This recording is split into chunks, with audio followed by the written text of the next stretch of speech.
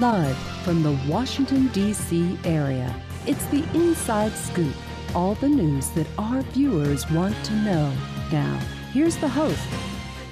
Good evening, everyone. My name is Alpha Woolen, and I am your host this evening for the Inside Scoop. So this month, the month of November, as we celebrate our veterans, we are going to highlight two African-American women who are veterans themselves that have programs to focus on Black women in the military and serving their families. So our first guest for the evening is Patrica Price McKenzie. Patrica, thank you for joining us. Oh, Alpha, thank you for having me. I definitely appreciate it, and I definitely want to make sure that I say to all of my sister and brother vets out there, thank you for your service. I appreciate it, and it was an honor to serve with you. Absolutely. So we're going to introduce you to the audience. I want you to let folks know about your background, and then we're going to get into your organization, Wed to Warriors. Uh-huh. So I did read your bio, and you have a lot of hats. We've got multimedia storyteller and social media influencer and all the things. But I do want to highlight that you have over 25 years of lived experience as an Army wife. Your grandfather served in the Navy. Your father served in the Marine Corps, and you and your brother were enlisted together for Operation Desert Shield and Desert Storm. Yeah. That's amazing. Yeah. Well,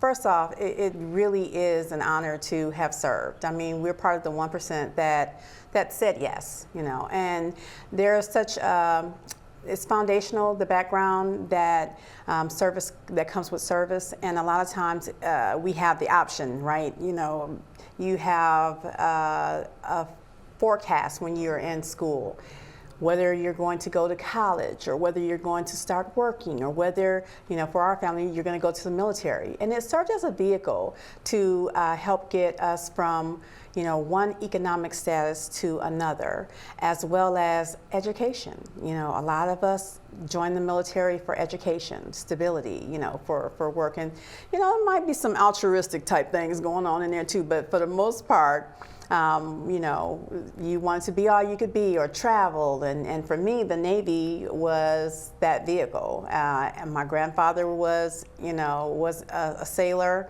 and he looked good in that suit. And then, of course, my father was a Marine, and my father-in-law also Marine. Good solid foundation that you get when you enter service, and it's carried us to so many different places that we never would have gone without it. So what made you make that decision? I remember, when I was graduating from high school, one of my aunts was like, "Oh, you should consider the military," and I was just like, "No, I know that's not for me. I have a certain level of independence and autonomy that I like to have over my time." So what made you make that decision? Well, for me, I grew up in Flint, Michigan. I'm from Flint. I'm a Flintstone, go blue. My senior year in high school, my mother fell in love. She caught the love bug, and she said, "Hey, we're moving to New York. That's where my man is." And I'm like, but I'm a senior and I'm a cheerleader. What are you doing? We had to go, packed up, had to go.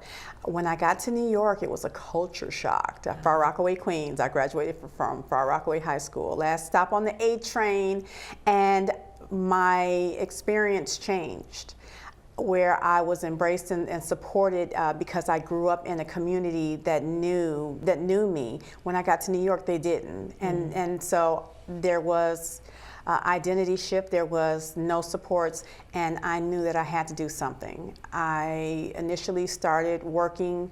I worked at MCA Records for quite a bit, and then I decided, hey, I can't do this forever. Let me do something that has some meanings that can get me the education that I need, because my mom couldn't afford to put me through school. And that's the story of a lot of military or people that go to the military. I knew I needed to pave my way, and so the Navy, my little brother Patrica Price, he decided that he was going to go to the Navy, and I was like, okay, we both went to the Navy. We stepped up, and I thought, hey, it's going to be a piece of cake. There's nothing going to happen. We haven't been to war in so many years, and as soon as I joined, we went to war. Wow, my goodness. I'd like to get into what your experience was like as an African American woman in the military. Yeah. My assumption is that your experience was unique in that space. The part that was unique for me, when I went to the Navy, I was actually on the ship that was the first ship that was integrated, where there were men and women out to sea. The USS Acadia, 8042. They have, before that, there were not cohabitation. There was really, separation, or women were only allowed to serve in certain roles.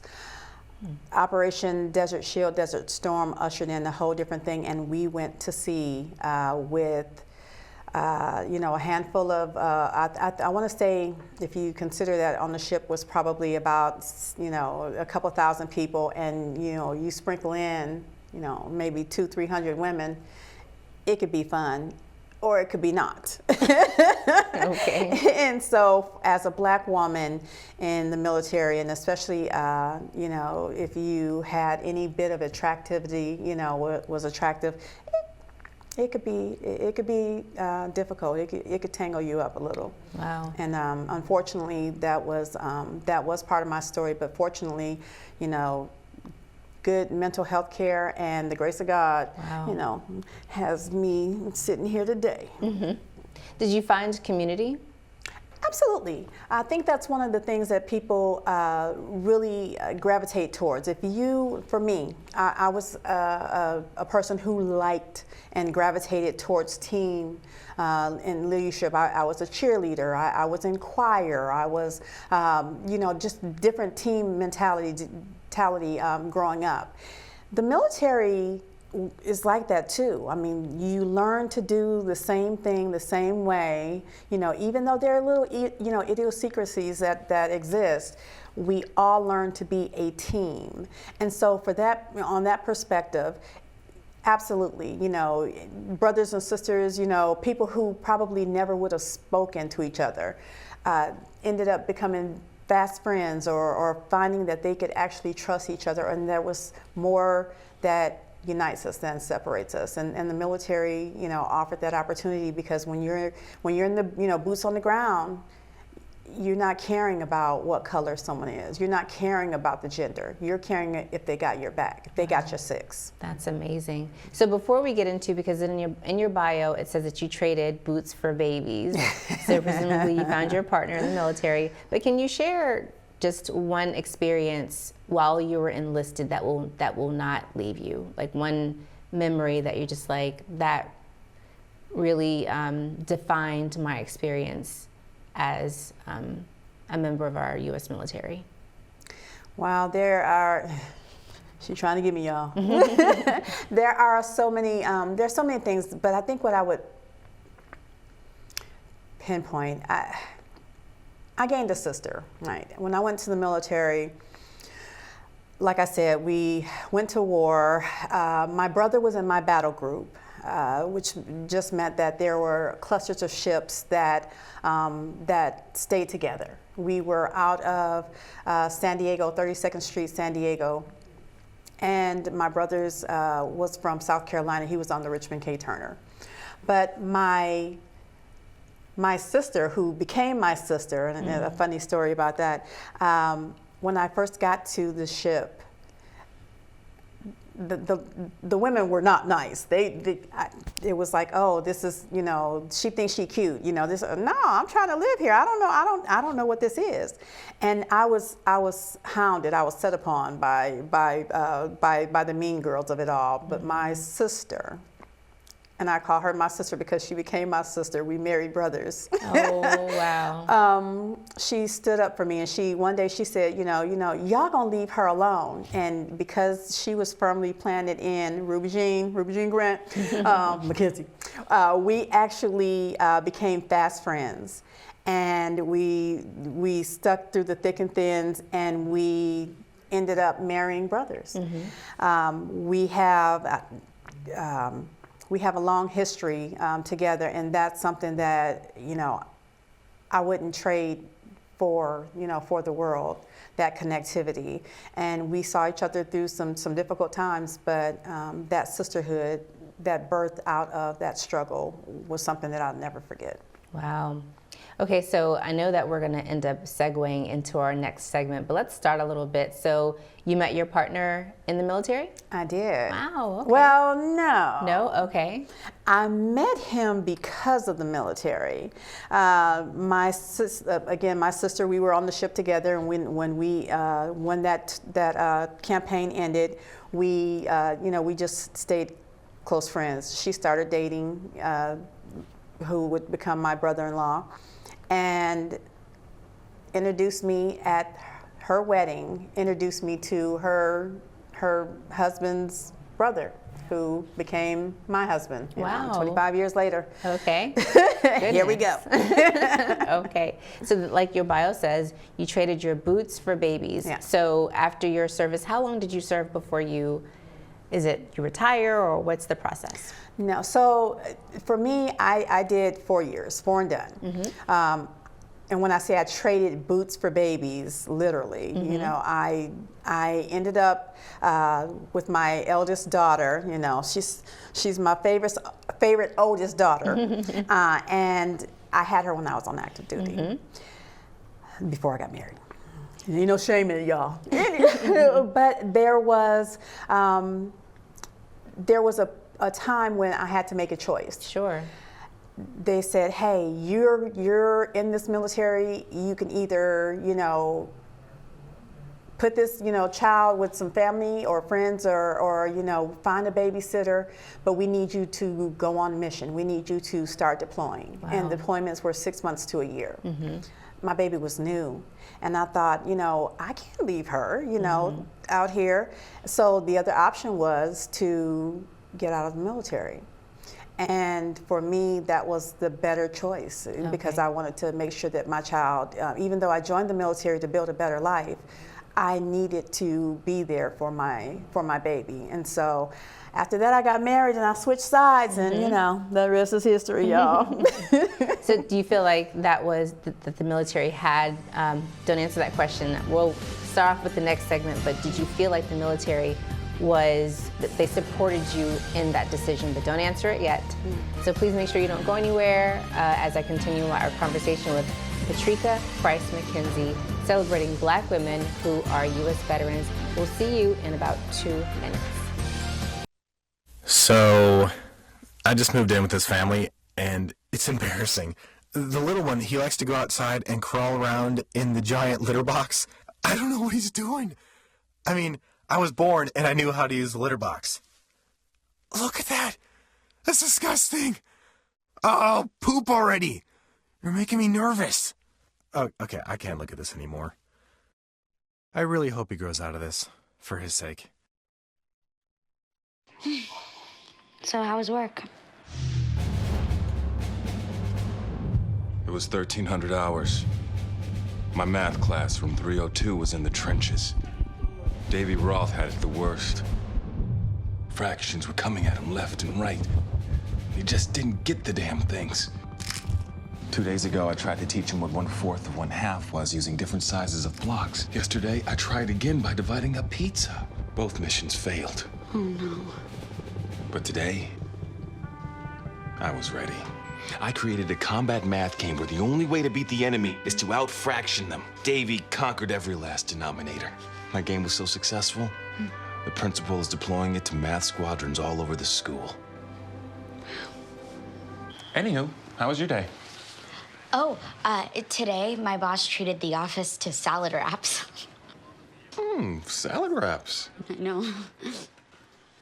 150 over 90. 180 over 111. 160 over 110. I had a stroke. This is what high blood pressure looks like. You might not feel its symptoms, but the results from a stroke are far from invisible or silent. If you've come off your treatment plan, get back on it, or talk with your doctor to create an exercise, diet, and medication plan that works for you. Go to loweryourhbp.org. If I would have followed a treatment plan, I would not be in this situation. We're back to the Inside Scoop. Here again, your host. Thank you so much for joining us back here on the Inside Scoop as we continue our conversation with Patrica Price McKenzie, one of our celebrated U.S. vets who is also an African-American woman. And that's what we're focusing on, her experience as a military vet and transitioning into life after the military. So before we left off, my question to you was, do you feel that the military at that time, because I know there's been a lot of changes since then, were they supportive in your transition? That's like a double-edged sword, right, of an answer. On one hand, they at least did afford me the opportunity to choose whether or not I could change, trade my boots for my baby. But on the other hand, when it was time to go, you lose community, you lose, you're just out. And for me, I was left to wander a bit and try to figure things out on my own. And that's okay, I had the fortitude. I was raised by a strong family. I had a good foundation. But the part the military played, maybe I see it's better now for the people that get out. I see they have a different system. Back then, it just wasn't. It wasn't that then. Gotcha. Okay, so fast forward, you transitioned out of the military. You had your baby. You got married, and then what was your experience, or what were your experiences that led you to found Wed to Warriors? Well, so Wed to Warriors was really birthed out of necessity. What people don't realize is that a lot of times when you're in the military, you're about the mission of whatever it is that you need to do, the deployment, the redeployment, the preparing for whatever the assignment is. Usually the spouse is at home taking care of the home front, making sure that the kids are taken care of, the bills, and the mundaneness of it all, eating bonbons and watching TV, whichever way. But for a lot of people in the military, when they get out, they lose connectivity, they lose mission, they lose direction. And the divorce rate in the military is very, very high when people retire or get out. A bit of, implosion, and so I saw it coming, even though my husband and I were, my warrior and I are actually going our own separate ways. It still was something that we saw early on. The military was sending us to marriage retreats, and we had the ability to learn how to communicate and how to grow together, and how, as a spouse, I could support his mission by supporting him and taking some of the pressure off.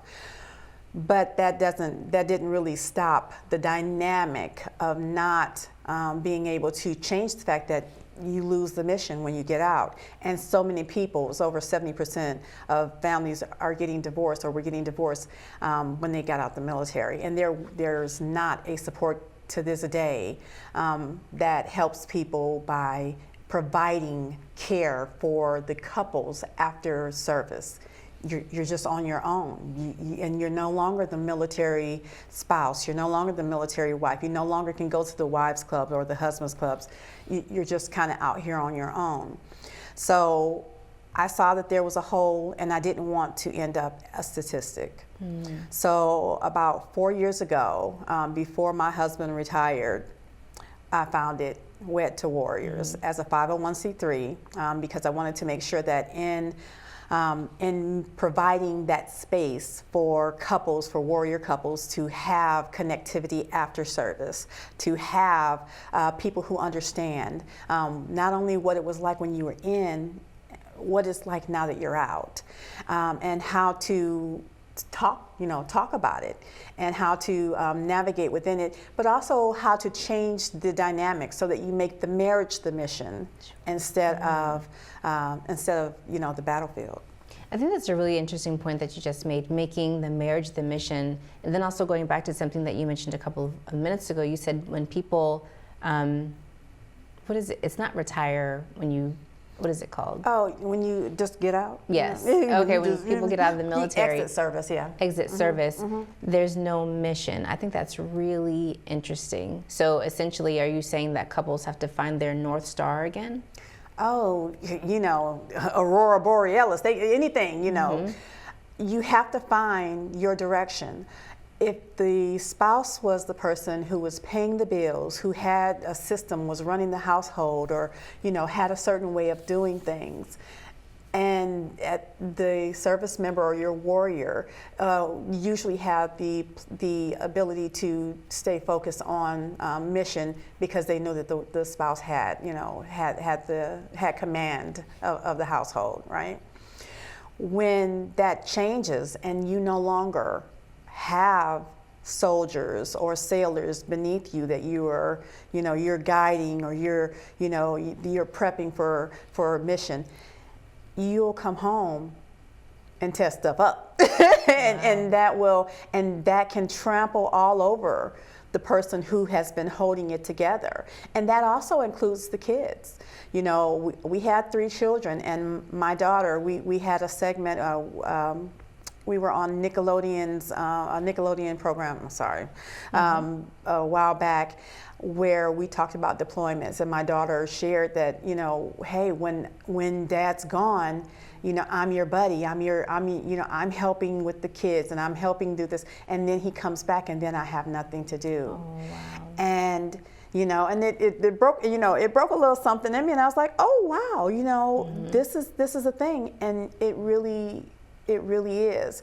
And that is one of the things that I wanted to make sure didn't happen moving forward. We give the skills and the ability for people to make different choices because they are now aware that this is a dynamic and this is a pathway that they can actually change their stars. So what resources do you provide, does your organization provide? So we partner, right? We partner with, one of the great things that about the philanthropic land post-service, we have wonderful companies like Wounded Warrior Project. We have Veterans Growing America. We have so many different philanthropic community partners that come in and say, hey, you know, we're going to help you with the mental health portion of it. We know that you're struggling. 2 years before you get out of the military, you begin a process of acclimating to civilian life.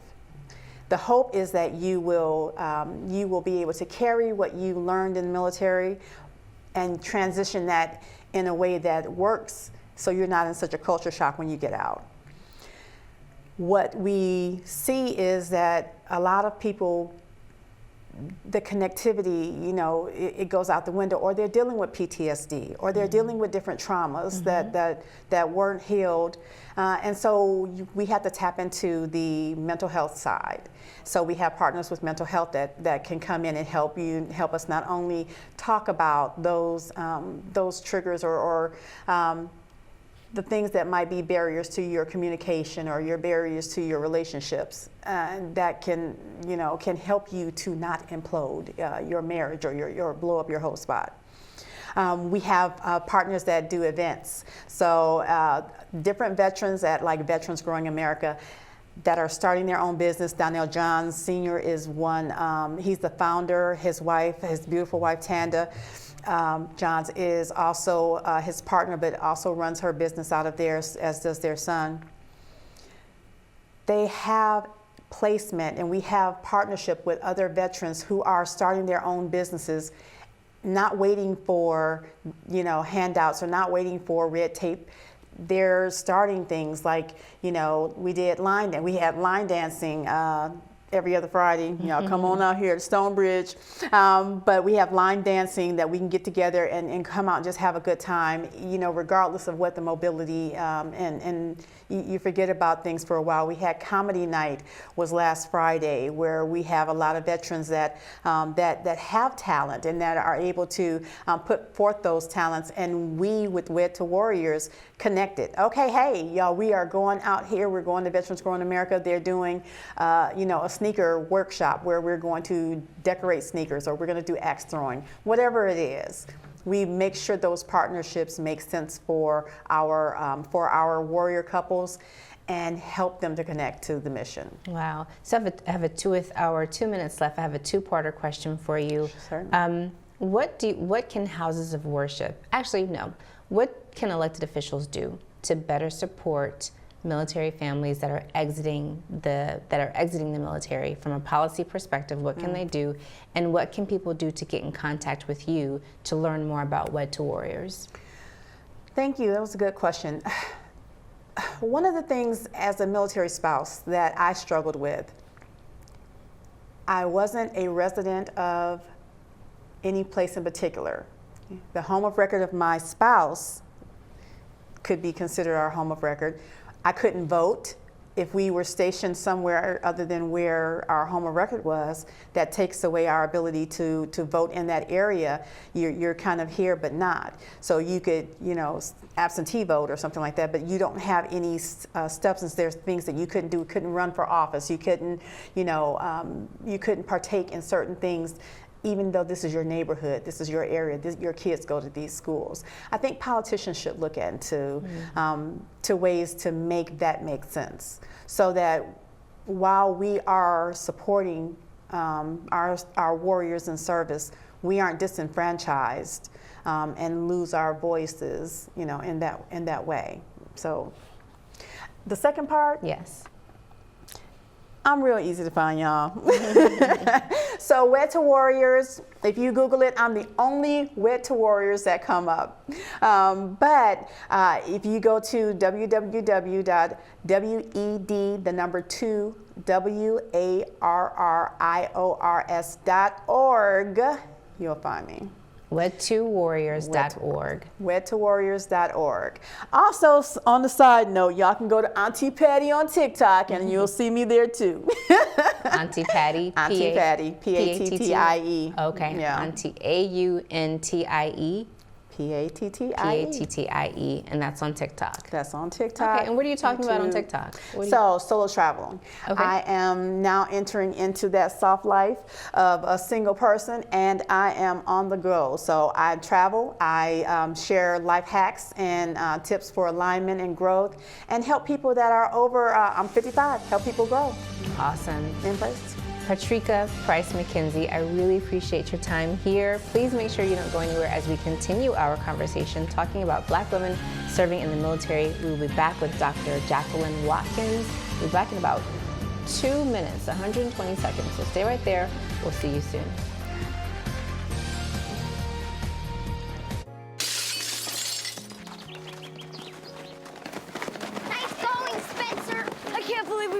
Old man Hennessy's window. Correction, dude. You broke. I just threw the ball. This is really bad. What are we gonna do? We? Go to the door, ask for the ball back. Are you serious? It's my ball, Myrtlebeck. You're so dead. I'd run away. Yeah, to Uruguay. Kiss your life goodbye. Sorry. Let's go. See you, dude. See ya. Remember me and your well. Nice one. Some friends you are.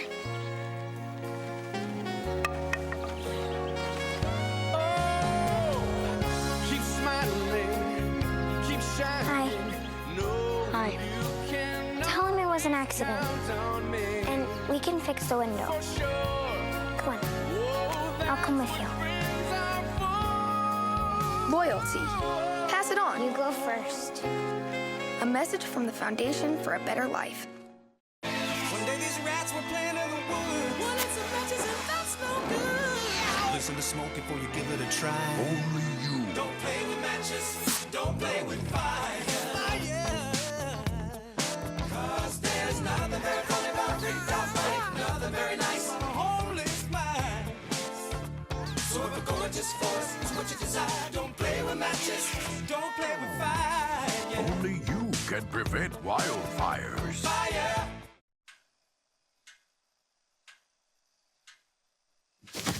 Awkward. I'm the awkward silence.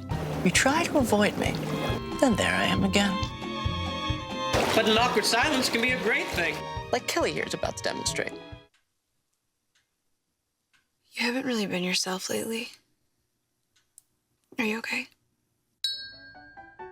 Find out how you can help a friend with their mental health at seizetheawkward.org. We're back to the Inside Scoop. Here again, your host. Thank you so much for joining us back here on the Inside Scoop for part 2 as we continue our conversation focusing on Black women who are veterans for November 2025. That's what we're focusing on. So in this segment, we are going to talk to Dr. Jacqulin Watkins. Thank you so much for joining us. So what do you want me to call you? Dr. Watkins, Dr. Jackie? Whatever is comfortable. Okay, I'll call you Dr. Watkins because you earned that, okay? Thank you. But you're no small change. I did some research on you. Gosh, 12 years of honorable service in the U.S. Navy as an IT specialist. Then you transitioned to into civilian cybersecurity leadership on the Fed side. You're the first woman to serve as the Security Operations Center lead at the National Credit Union Administration. That's no small change. So share with the audience like your background and what led you to this place. Thank you. Well, first, thanks for having me. Of course. Definitely appreciate all the veterans that have served. Appreciate your service. Thank you. Current active duty members. So I would say definitely the path that got me here, you know, what do they say? It's where hard work meets opportunity, right? I would love to say that was an island alone, but that definitely was not the case. There was a lot of mentorship along the way, just even stemming from like my military experience, some really cool kind of gems that I took with me into the civilian sector, and really like collaboration and networking was a big one. And then really just qualifications, taking advantage of all of the opportunities that the military provided is in terms of like education, whether it was like regular degrees or certifications, things like that. And, you know, just kind of went from there. I saw the opportunities and just kept charging. Wow. So you served 12 years in the Navy. Yes. So what made you decide to join the Navy?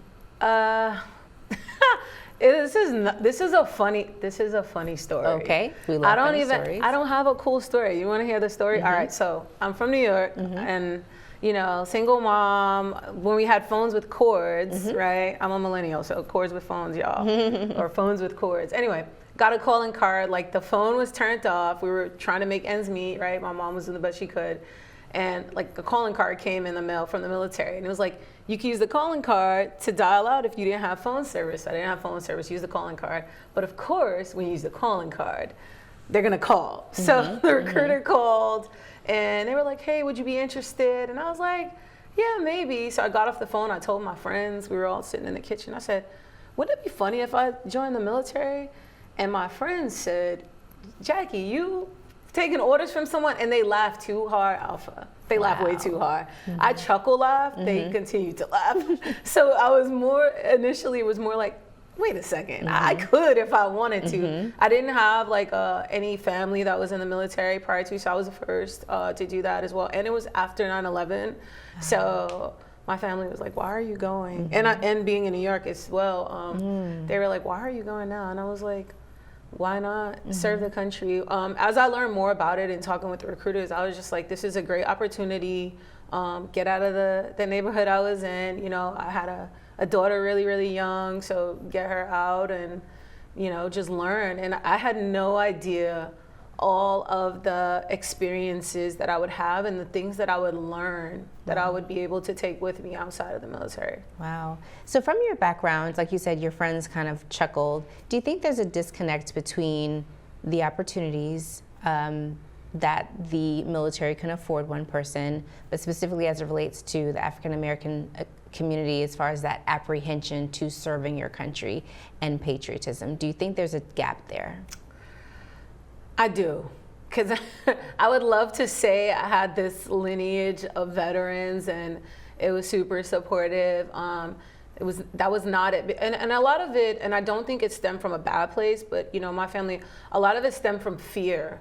Fear of the unknown, fear of what they hear and what they see, about just how military is treated, and they looked at it more at a local level. They were looking at it in New York like, well, how are these Black and brown communities being treated by local law enforcement? You're about to go join. So I think a lot of it stemmed from fear and just not knowing like what was in store and kind of wanting to protect me from that.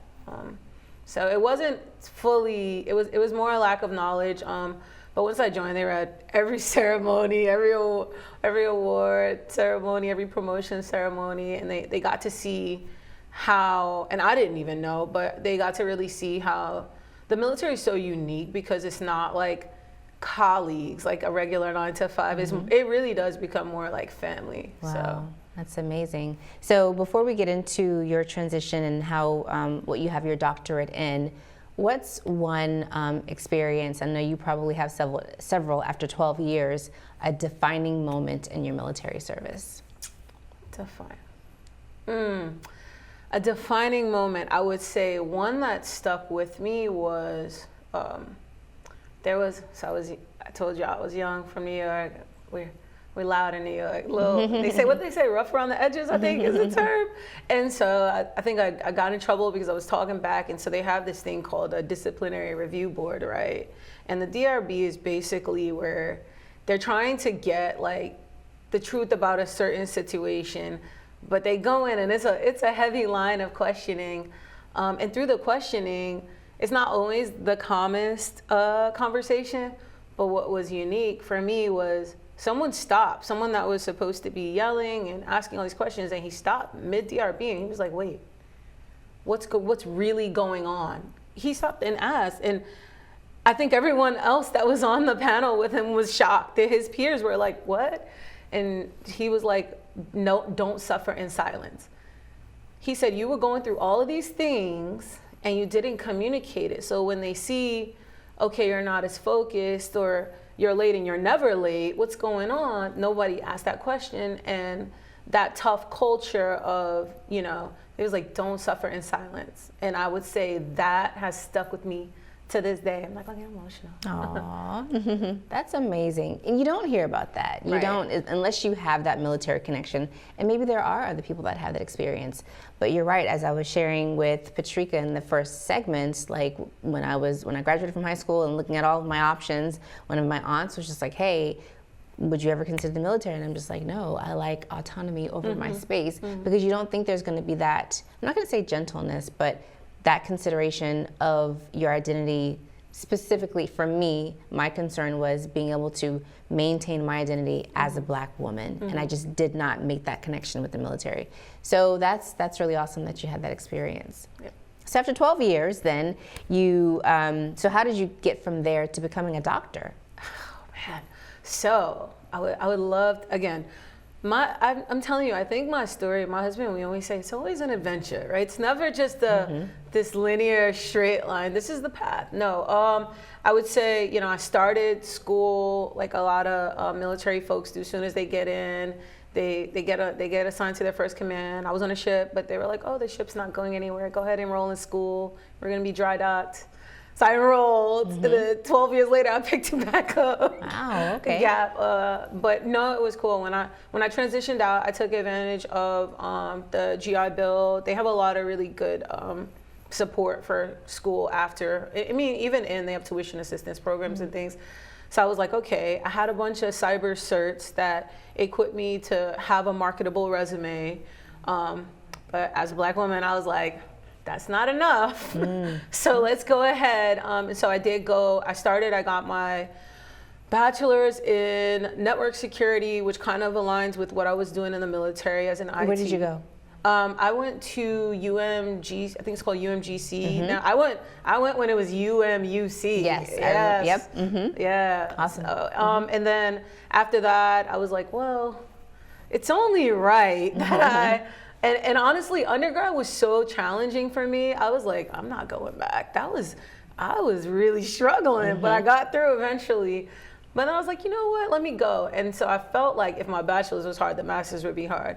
So I got my master's in cybersecurity, and I was like, wait, this is really a lot easier. A lot easier. Listen, if there's anybody trying to go to school, do not let undergrad, if it's tough, do not let that discourage you. Master's is a totally different experience. So true. Yeah. Totally different. No one told me that. Did anyone tell you that? No one told me. No one told me. But I will say, so I said, okay, master's that's it. That's the coup de grace. If I get my master's, I'm good, right? I'm the first high school graduate of my mom's kid. I'm the first college graduate of any of my parents' kids. So I was like, that's good enough. That's good enough. But you know, just when I started my master's, another formative moment, my first intro class, there was a doctor, a black man, and he was like, hey, telling the class, like introducing us to the new program, but he was like, don't let this be your end. And we're like, but the master's it's pretty up there, right? Let's look at the statistics. That's a good number. He said, don't let this be the end. And he talked about his journey, and it was just so inspiring. And it made me realize, like, you know, I think sometimes we put ceilings on ourselves because of what we haven't seen. Like I said, I didn't have anyone that joined the military before me. And hindsight being 2020, a lot of times life takes you down this path that you don't plan. But when you look back at it, you realize you have been trailblazing, not for yourself, but for all the other people that are gonna look and pull that inspiration from you. So from listening to that guy's story, I didn't think about my master's the entire program. The entire time I was like, yeah, I'm gonna go get my doctorate. I didn't know in what at the time, because I was in for cyber, but I knew just from that moment, I was like, this is not the end. Wow, that's amazing. Going back to something you said a couple seconds ago, that you were the first high school graduate, first college graduate. Do you believe that the military provided you that opportunity? Absolutely, absolutely. So I heard you mention, Alpha, that you were like, hey, you know, your mom asked you like, hey, do you want to join the military? And you're like, no, I want autonomy. So my best friend, Debbie, said the same thing. When I did decide to go, I was like, well, you know, because she knew, she had a plan. She knew she wanted to go to college. I wasn't sure. I just wanted to finish high school. And I asked her the same thing. She was like, no, I'm not going. And I was like, but you know, they pay for your college. And so honestly, all 4 degrees, like, 0 student loan debt, and that was all through the military. And my best friend saw it later. She was like, you know, I've considered a couple times along the way. And so, yeah, absolutely. I don't know that I would have pursued kind of my academic goals this much if I didn't have that support. Wow.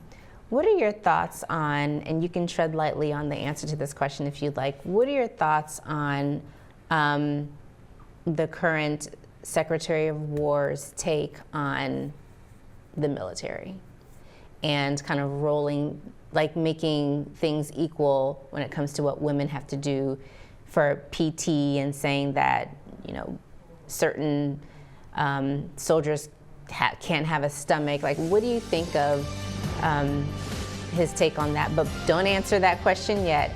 I purposely made that a cliffhanger to make sure you all come back.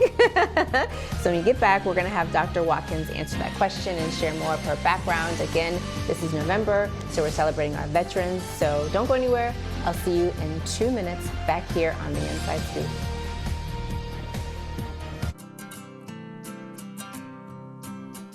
Every day across America, excess food is gathered by a network of good people at local food banks, giving hope to millions of children who struggle with hunger. They've earned their wings, and you can too. Together, we can solve child hunger. Support Feeding America and your local food bank at feedingamerica.org. Hi, I'm Josh Temple. You might have seen me on TV where I help folks turn their houses into dream homes. But forget construction. Parenting is the toughest job there is. So when you need help or advice, turn to the parenting experts at Boys Town.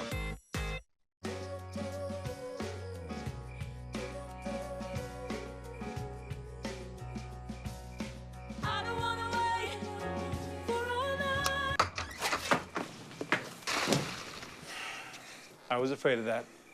Well, guess it's time to get you fixed. Your pets will start fooling around sooner than you think. Go on, Get out of here! Accidental litters lead to millions killed in shelters each year. Help prevent more. Fix at month 4.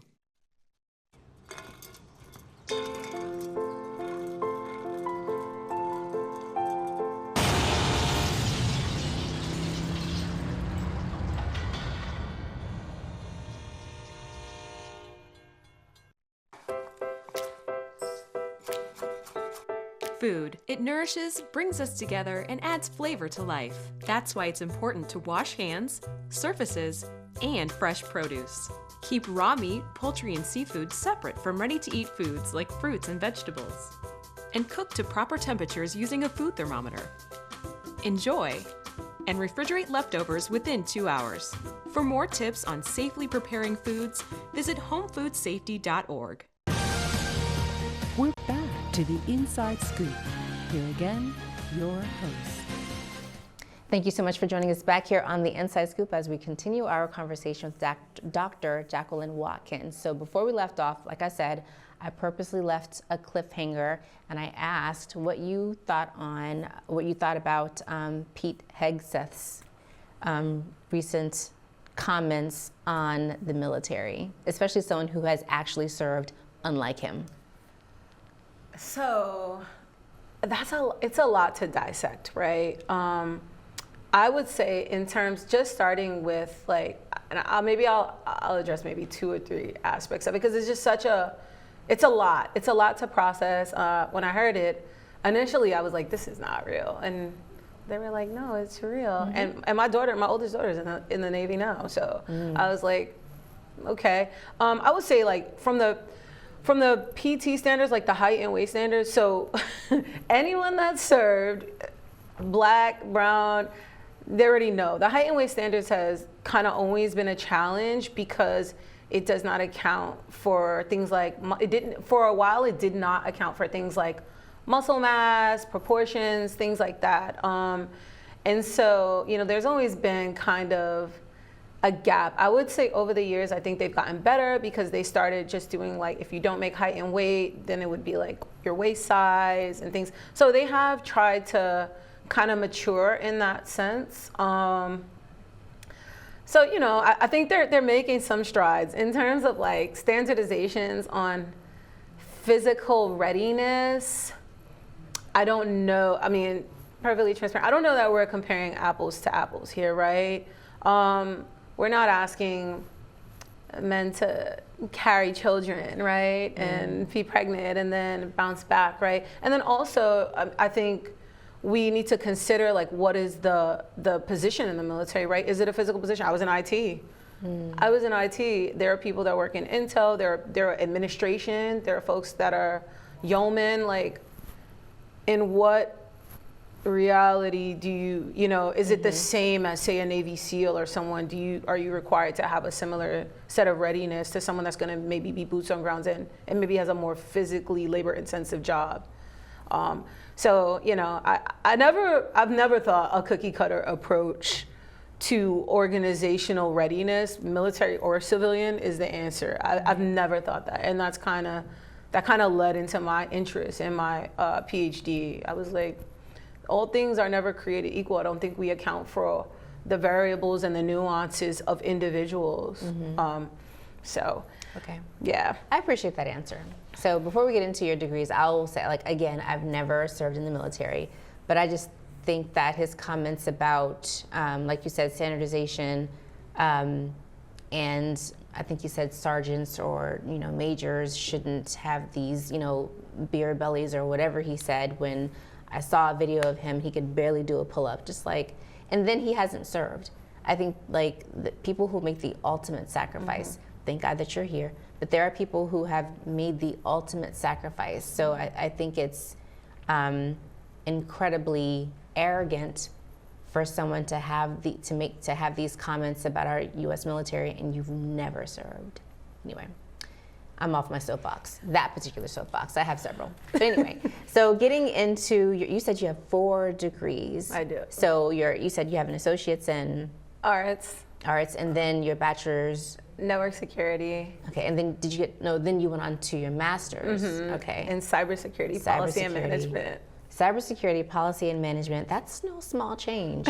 And then you got your doctorate in industrial and organizational psychology. It's a mouthful, so I just say workplace psychology. Okay. It's pretty much what it is. What made you want to go in that direction? Good question. So, funny.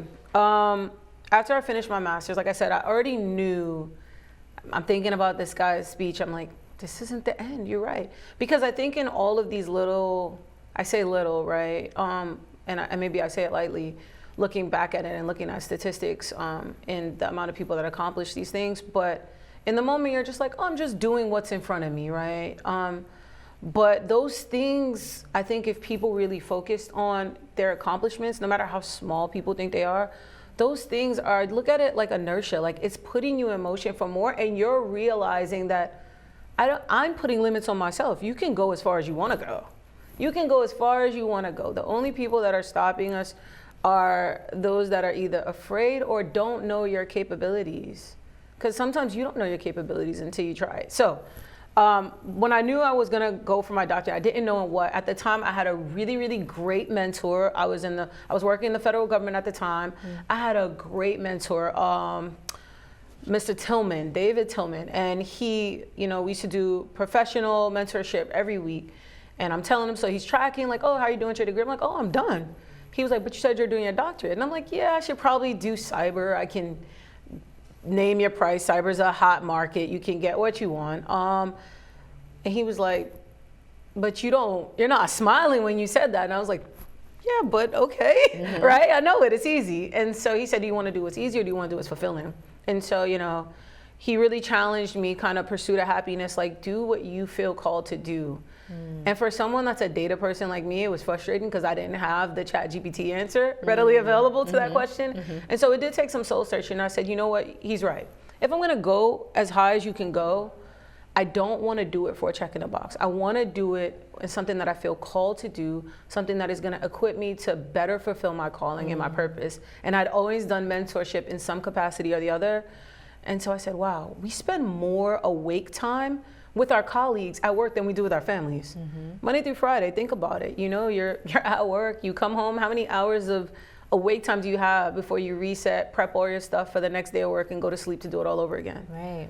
So I was like, how can we create, and I've had an array of work experiences from the military to contractor to federal, and being a Black woman, I was like, there's so many ways we can improve employee engagement if the work environment was nurturing that. Yeah. Absolutely. So you went into federal service. Are you still in federal service? I am. So thank goodness, you haven't been affected by the recent layoffs. Do you know people that have, and if so, how are they adjusting?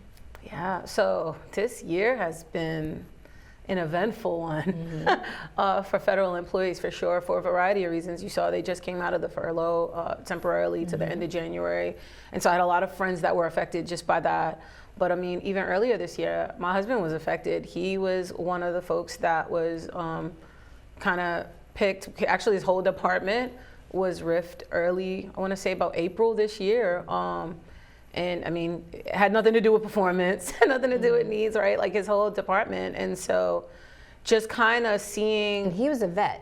He was a vet. A vet, yep. Disabled vet, had all exceptional ratings each year for eval. So it really had nothing to do with performance or anything, but with him doing 26 years in the military and kind of always having like that structure and that stability to just getting the call, and that was pretty much it. Like there was definitely, you could see immediately a psychological impact on him, as well as a couple of my people that I know that were riffed and just trying to scramble and regroup and figure out how to keep things going because the bills are still coming, families are still depending on these folks. So it was definitely, I think, I don't even think it's a rip the Band-Aid off, but it was definitely a shock. It was definitely a shock, and they really needed time to process, to kind of regroup. So your federal vets that you know of, like your friends that were riffed, what are they doing now? How are they coping? A variety of ways. So some of them, and they're also finding that it's really difficult to find jobs. Like there are tons of job postings. They're applying the same way they always have. They're qualified the same as they've always been. And one of my friends, they said, are these jobs even real? Because they're like, I've applied to over 100. And so they're finding like little odds and end jobs, like teaching or, what they could do, social media's here. So a couple of them got into content creation. But I would say, there's some good stories too, because some folks have said, you know what, this is an opportunity to fulfill my calling, fulfill my purpose. I have time. And so I haven't heard that often because you need a support system to start to fulfill that. But they've just been trying to scramble and do what they can. But the jobs are not as readily available as they appear to be, whether online or even going to local job fairs. Wow. So with about 30 seconds left, what, in your opinion, what can community organizations do to better support veterans that are experiencing job loss? So I would say they have been doing, I think in some areas they've been doing a really good job. I'm in Waldorf, they do a good job out there. They have like local job fairs where they're specifically saying, hey, what are your qualifications? How can we help?